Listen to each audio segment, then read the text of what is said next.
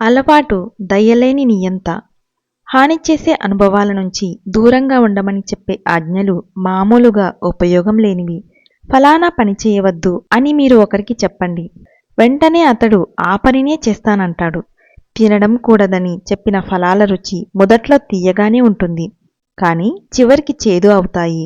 అయినా జనాలు ఎన్ని బాధలు అనుభవించినప్పటికీ వాళ్ళు తమకు హాని కలిగించే అవే పనులను చేస్తూనే ఉంటారు.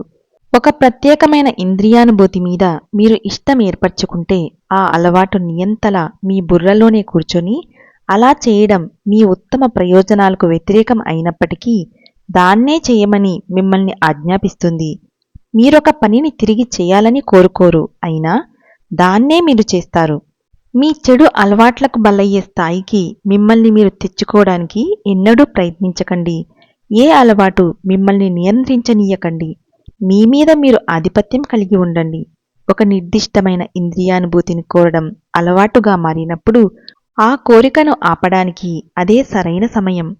నేను అల్లం రసాన్ని ఇష్టపడేవాణ్ణి, ఎందుకంటే అది భారతదేశంలో మేము తాగే నిమ్మరసాన్ని జ్ఞప్తికి తెచ్చేది. నేనెక్కడికి వెళ్ళినా ఈ పానీయాన్ని నా కోసం కొంతమంది విద్యార్థులు ఏర్పాటు చేసేవాళ్ళు. ఒకరోజు నా దగ్గరున్న సరుకంతా అయిపోయింది. నేను దాన్ని కోల్పోయినట్లుగా భావించాను. అల్లం రసమా నేను అన్నాను. నువ్వు చాలా దూరం పోయావు, అలవాటు అయ్యావు. నేను దాన్ని కనీసం గుర్తించనైనా లేదు. సెలవు నీకు. మరుసటి రోజు పరీక్షకని కావాలనే కొంచెం అల్లం రసం తాగాను. అది అస్సలు రుచించలేదు. ముందు రోజు నేను చేసిన ఆలోచన చాలా బలంగా ఉండటం వల్ల ఆ కోరిక వెంటనే విడిచిపోయింది.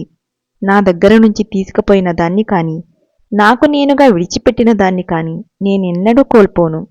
ఏ విధమైన భౌతిక సౌఖ్యమూ నన్ను బంధించలేదు. నేను దాన్ని ప్రయత్నించి చూశాను. జీవితపు అన్ని అనుభవాల్లోనూ బంధానికి లోను కాకుండా ముందుకు సాగాలి. కృష్ణ భగవానులు అన్నారు, మనోనిగ్రహం కలిగిన మనిషి భౌతికమైన విషయాల మధ్య ఇంద్రియ నిగ్రహంతో తిరుగుతాడు. ఇష్టాయిష్టాలకు లోనవ్వకుండా నిశ్చలమైన అంతఃశాంతిని సిద్ధించుకుంటాడు. భగవద్గీత చాప్టర్ 264 శ్లోక.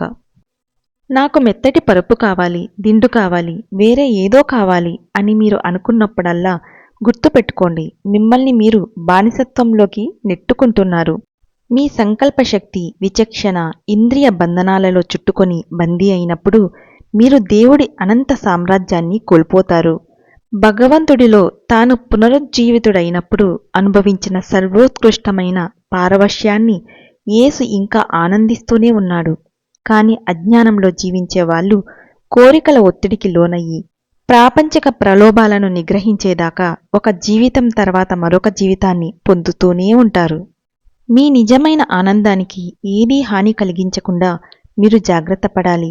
కొద్ది కొద్దిగా మిమ్మల్ని తినేసే కోపం, లోభం, అసూయ, విపరీతమైన కామం, మద్యం, మత్తు పదార్థాలు మీకు ఎంతగానో హాని చేస్తాయి.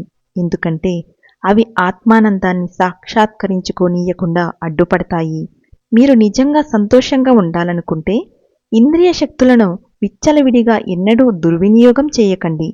ఎప్పుడూ తింటే తృప్తే లేదు, తినడమన్నదే కనుక లేకపోతే ఎప్పుడూ తృప్తే అనే ఒక నానుడి ఆరోగ్యకరం కాని ఇంద్రియానుభూతులకు యథార్థంగా వర్తిస్తుంది.